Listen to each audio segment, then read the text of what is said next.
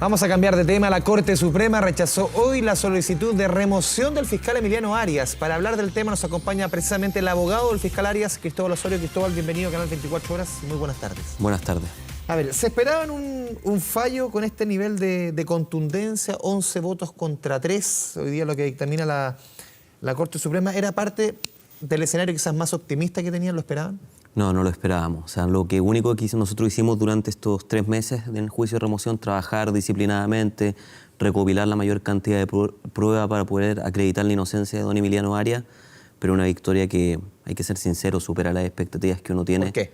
Porque el Pleno de la Corte Suprema es el tribunal más importante que está. Nosotros teníamos una gran contraparte, eso no hay que olvidarlo. Estaba la expresidenta del Tribunal Constitucional, Marisol Peña. Nosotros somos un estudio joven, yo te lo decía antes de llegar. ¿Va a ir contra Goliat?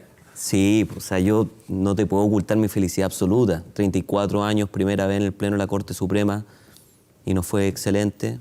Y yo creo que ahora no confundirse, porque el éxito es una excepción. No siempre te fortalece en lo espiritual ni lo valórico, pero de esto ahora disfrutarlo.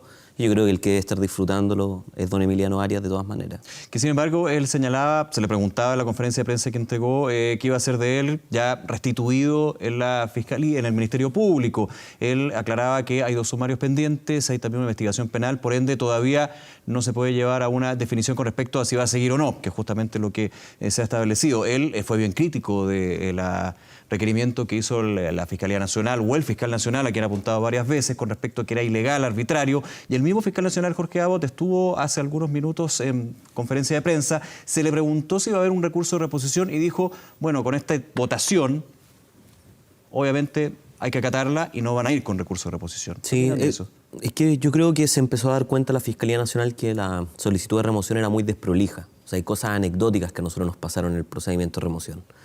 Por ejemplo, se le acusaba a don Emiliano Arias haber incumplido la asistencia a los consejos generales de la Fiscalía Regional y decían que había incumplido el artículo 34, letra H, de la Ley Orgánica del Ministerio Público, y la norma no existe en la Ley Orgánica del Ministerio Público.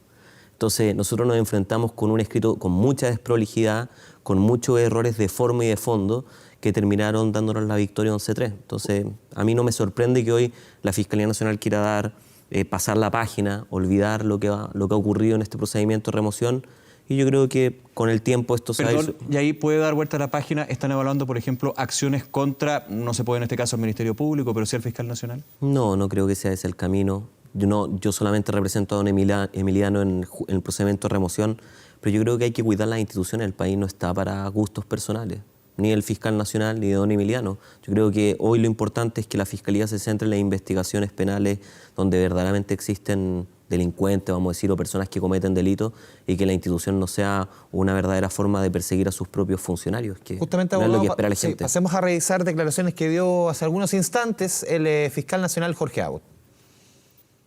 En esta ocasión, pues bien, el resultado ha sido desfavorable y lo que nos corresponde es mirar los intereses superiores de la institución y particularmente ya los intereses, ¿no es cierto?, de la ciudadanía en términos de que la institución funcione en forma lo más normal posible. Como no conozco el contenido del fallo, sino que simplemente el veredicto, yo, la verdad que quisiera saber cuáles son los fundamentos. Una vez que conozca los fundamentos, le podré señalar si efectivamente esperábamos o no un fallo, ¿no es cierto?, ya con una votación tan amplia en favor del fiscal Arias.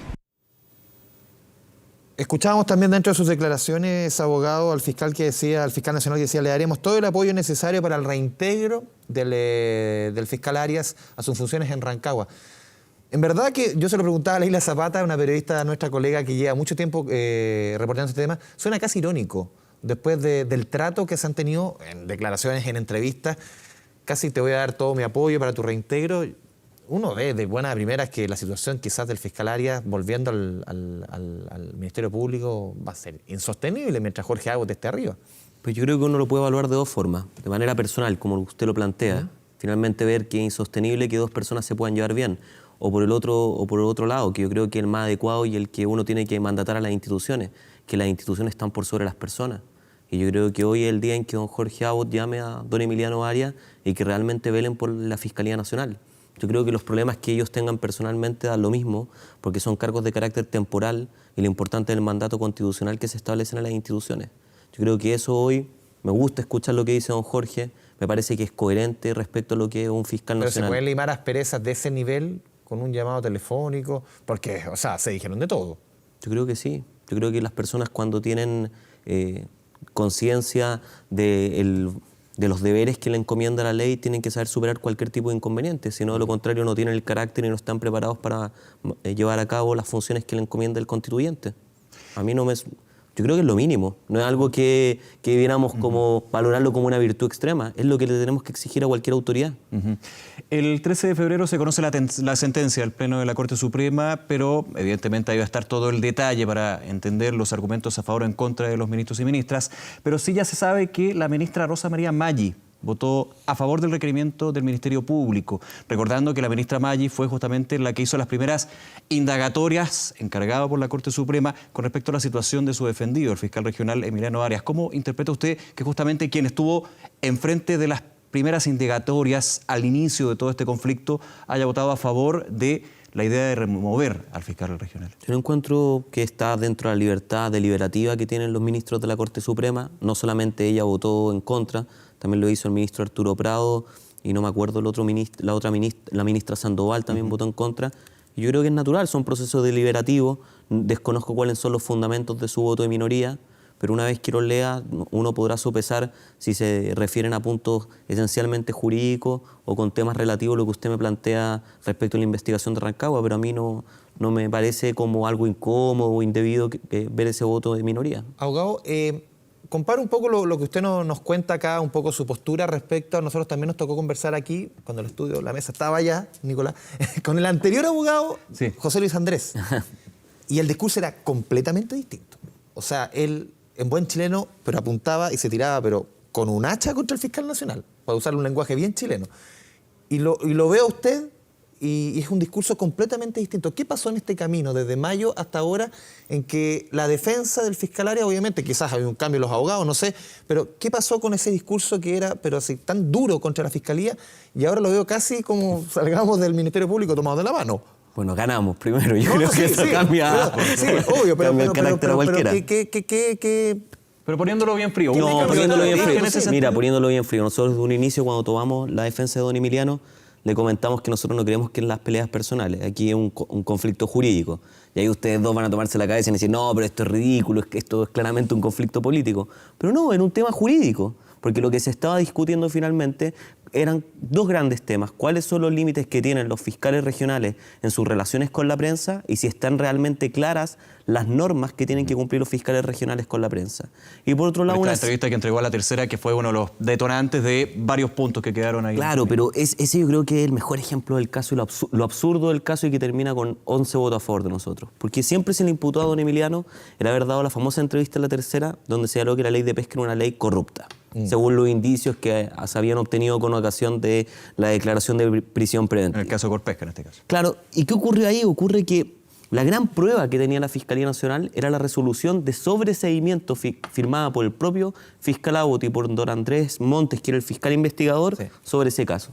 Y la pregunta que nosotros le hicimos a don Andrés Montes cuando fue a la Fiscalía, a la Corte Suprema a declarar como testigo si los hechos que él había investigado a su juicio revestían características de ser sancionado administrativamente, y él decía que no, que eran hechos menores, que eran simplemente bagatela. Entonces, claramente uno, cuando empieza a revisar el caso y cuando ustedes le dan la sentencia, se van a dar cuenta que lo que aquí ocurría era claramente que había una discordancia en aquellos juicios que se había creado la propia Fiscalía Nacional con la realidad.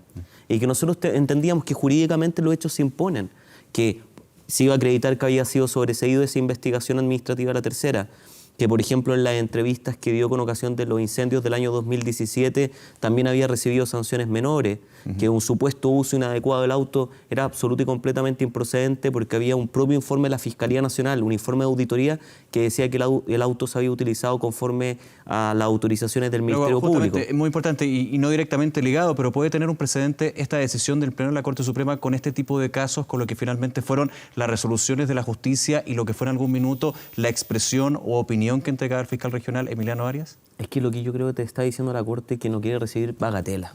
Que si uno va a llevar un caso a la Corte Suprema de remoción, que era un caso realmente que haga que sea necesario remover al funcionario para que no pueda enmendar su camino. Pero si usted, por ejemplo, da una entrevista y se equivoca en dar una entrevista o emite contenido que era de carácter reservado, existen una serie de instancias administrativas previas donde el jefe jerárquico te puede direccionar adecuadamente tus obligaciones y deberes. Entonces la Corte Suprema no se quiere transformar en una especie de resolución de conflictos de familia al interior de las instituciones, sino casos que sean de extrema gravedad, y que no era este caso. Derechamente, abogado, ¿no había una persecución del Ministerio Público contra su defendido? No, yo creo que hubo una confusión, un malo entendido. Lo dijeron textualmente, el fiscal Arias lo dijo El fiscal Arias lo dio a entender directamente en algún minuto. Pero bueno, don Emiliano tendrá su opinión particular. Yo creo que cuando uno ha vivido tantos meses suspendido, tiene pulsiones distintas a lo uno como abogado. Yo más que persecución veo mucha desprolijidad. Una desprolijidad que no es propia de una institución tan importante como la Fiscalía Nacional. De eso yo puedo emitir un juicio. Si hubo persecución, si hay una especie de camarilla. Desprolijidad en este caso es desprolijidad en general, porque al Ministerio Público, sobre todo en esta última coyuntura, por temas desde el mismo gobierno, por temas de desprolijidad, de falla en el sistema, de falla en el funcionamiento, le han pegado duro. Yo en este caso puedo decir que es desprolijidad. No tengo poder en otras causas con el Ministerio Público donde pueda emitir ese juicio, pero en este caso hubo mucha desprolijidad. En ese punto yo le preguntaba al comienzo por eventuales acciones contra el fiscal nacional. Usted las descarta, no va al caso, pero sí pueden haber otro tipo de acciones del ámbito más laboral. Recordemos que durante la suspensión del fiscal Arias recibía el sueldo completo, luego también menor sueldo. Aquí obviamente se habla de más de 10 meses donde ha estado suspendido. ¿Se está también evaluando desde el punto de vista laboral del fiscal regional de O'Higgins? Sí, pero yo creo que hay que esperar el contenido de la sentencia de la Corte Suprema, leerla con calma, y cuando podamos leerla se tomarán decisiones si es procedente otro tipo de acciones. Pero vuelvo a decir, yo no creo que sea bueno para el futuro de la Fiscalía Nacional que por un lado don Emiliano, no sé, interponga acciones laborales o de otro tipo, y tampoco es conveniente que el fiscal nacional persista en investigaciones administrativas que le han señalado hoy que no ameritan remoción o sanciones administrativas. Yo creo que ambas partes... Que están pendientes, que están todavía en proceso. Ambas partes están llamadas a iniciar un proceso de reflexión profundo, limar asperezas como está invitando el fiscal nacional. ¿Usted cree que se debería llevar una conciliación, por ejemplo? No sé si es el término que se aplicaría en este tipo de sumarios, pero... Yo creo que la gente tiene que velar porque hoy día las instituciones funcionan. Chile no está dispuesto a soportar que vea a la gente en la prensa que se está peleando el fiscal nacional con el fiscal regional de la sexta región y queden pendientes o queden en duda los delitos ocasionados de abusos sexuales de la iglesia, queden en duda respecto a qué pasó con delitos, por ejemplo, respecto a determinados monumentos que habían sido robados por particulares, o no sé, los delitos que ocurrieron respecto al MIMBU, que hemos tomado conocimiento.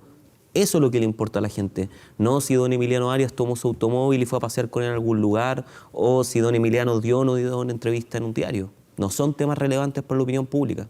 Abogado, ¿cómo se liman asperezas, por ejemplo, con otro fiscal, con el fiscal Moya? Porque ahí sí que se pegaron.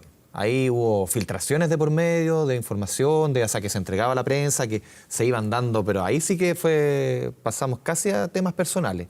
¿Cómo se trabaja en la misma fiscalía, dos fiscales con ese nivel de derechamente animadversión? Yo creo que con el fiscal Moya, yo tengo entendido que don Emiliano no tiene comunicación hace un bastante tiempo. Pues yo creo que ese ya es un tema que tiene que ver en la propia Fiscalía Nacional. Creo que el fiscal Moya está siendo investigado en el caso Huracán, tiene sumarios administrativos pendientes. Yo creo que eso es otra arista. O sea, a él no se le ha pedido la remoción, no ha sido absuelto, por ejemplo, ningún tipo de cargo. Don Emiliano está en otro escenario. Don Emiliano se tiene que abocar en su relación con la Fiscalía Nacional, ver cómo se solucionan estos pequeños inconvenientes que quedan pendientes y decidir qué va a hacer con su futuro profesional. Él dijo en su conferencia de prensa que su permanencia en la Fiscalía Regional de O'Higgins iba a ser más bien por la Fiscalía, por las personas que la componen y no por él mismo, que es parte del análisis y reflexión que va a tener también con estos procesos pendientes que aún se mantienen. Sí, porque yo creo que don Emiliano lo que va a hacer hoy día es leer la sentencia cuando se haga pública el 13 de febrero, ponderar su contenido, ponderar qué va a hacer la Fiscalía Nacional en los próximos días respecto a la investigación administrativa y decir sobre su futuro. Hoy, tomar una decisión sería muy apresurado. O sea, primero, por el fuego de la victoria, que es un muy mal consejero en cualquier medida. Y segundo, porque simplemente conocemos que se ganó 11-3, pero no conocemos el contenido de la sentencia. Abogado Cristóbal Osorio, abogado del suspendido fiscal de Rancagua, Emiliano Arias, muchas gracias por esta conversación con Canal 24 Horas. Muchas gracias a usted. Muy buenas tardes. Buenas tardes.